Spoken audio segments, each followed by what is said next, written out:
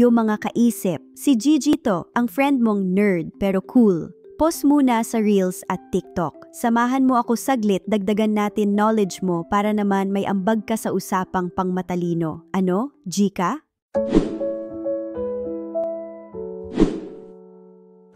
Bukas na isip, buksan ang isipan, samahan niyo ako, sabay tayong matuto.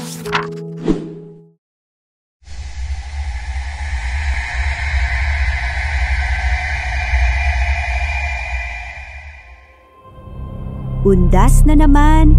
Mahabang bakasyon, walang work, walang school. Uso ang Halloween costumes at trick or treat. Pero wait lang, alam mo ba kung saan to nagmula? Tara, alamin natin ang madilim pero nakakatuwang kasaysayan ng Halloween, araw ng mga santo at ng mga kaluluwa. Pati bakit undas ang tawag nating mga Pilipino?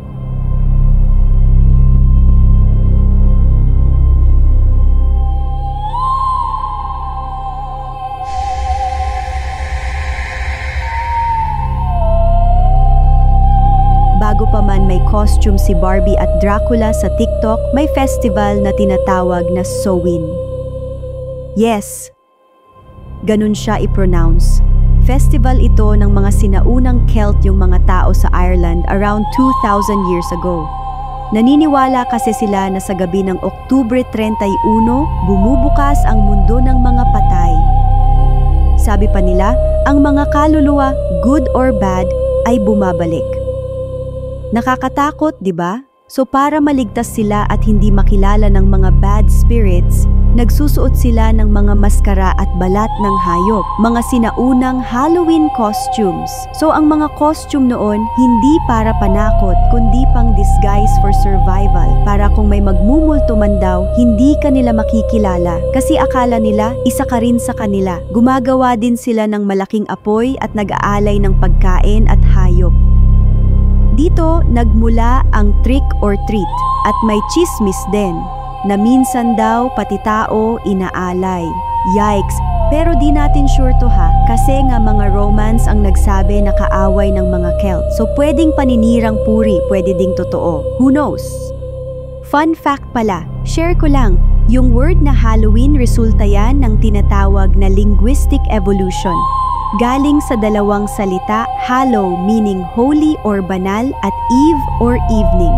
Pinagsama, sa Old English dati tawag nila Hallow Even, na ang ibig sabihin ay yung gabi bago ang Hallows Day. At short form ng even ay en. May apostrophe to mark yung tinanggal na letter V. So, from All Hallows Even, naging All Hallows Ian, tapos yun na naging Halloween na. Interesting, di ba?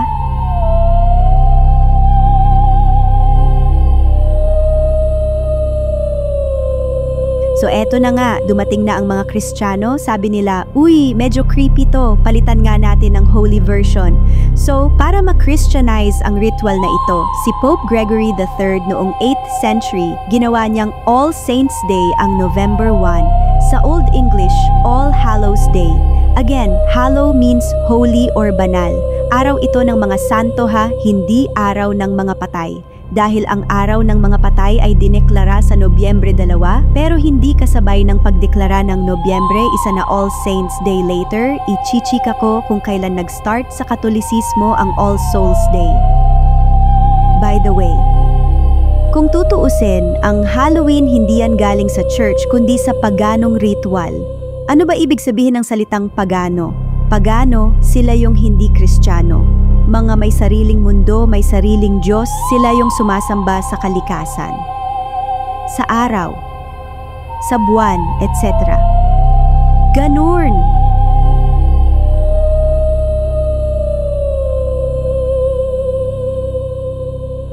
Ngayon, move on naman tayo sa Nobyembre 2. Eto na, All Souls Day, o Araw ng Mga Patay. Around 2 centuries later, more than 200 years after sabihin ni Pope Gregory III na araw ng mga santo, ang November 1, si Saint Odilo of Cluny. Wait, sino naman to?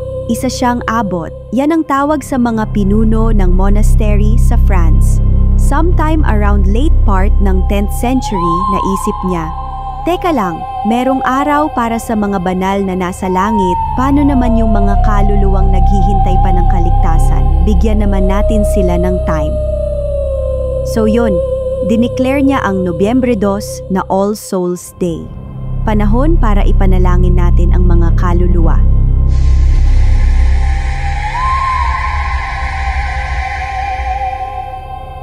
Ito na. Bakit nga ba undas ang tawag natin? Galing sa Spanish word na onras. Dahil hindi binibigkas ang H sa Spanish at ang ibig sabihin niyan ay funeral honors o pagbibigay galang sa mga patay.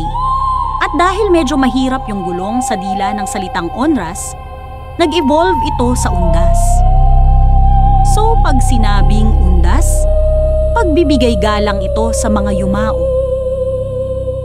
Pero bakit November 1 tayo pumupunta ng sementeryo kung November 2 pala ang araw ng mga patay?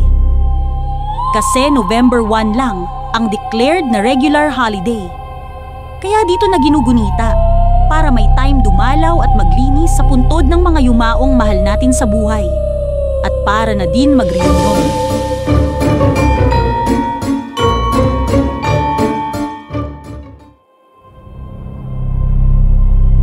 Pero teka ha, kung nag-ugat sa mga Celt sa Ireland ang selebrasyong ito, paano kumalat sa buong mundo? Well, simple lang. Church and colonization. Habang lumalawak kasi ang kapangyarihan ng simbahan sa Europe, dinadala naman nila ang mga Christian festivals and traditions sa mga nasakop nilang bansa. Tas nauso yung panahon ng exploration at colonization. Panahon ito ng imperialismo. Kaya yung mga powerful European countries, gaya ng Spain, Portugal, France, or England, nagpayabangan sila sa pag-conquer ng iba't ibang lupain at mga bansa sa mundo. Ang goal nila? Yung tatlong G. God, Gold, and Glory. At dahil nga bit-bit nila lagi ang relisyon sa bawat bansang nasasakop nila, kumalat din yung Christian traditions. Siyempre, kabilang tayo sa mga nasakop ng mga Kastila. Sila ang nagdala ng piyesta ng mga kaluluwa at patay. Parang chismis lang yan, sinabi mo lang sa tropa mong Marites, pero umabot na sa kabilang barangay hanggang nalaman na ng buong bayan. Ganon! Sa Amerika naman, mga Irish and Scottish immigrants ang nagdala. Napilitan kasi silang layasan ang bansa nila dahil sa Great Famine o dakilang tagutom around 1800s. Dala nila yung mga practices nila, yung costumes, yung apoy, at yung mga ghost stories. Pero inadapt siya bilang community celebration imbes na spiritual festival. Na-commercialize, naging all about pumpkins, costumes, o trick or treating.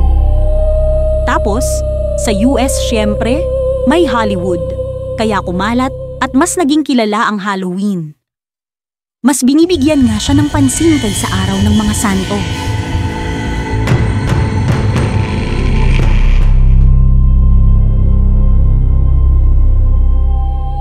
Oo, true.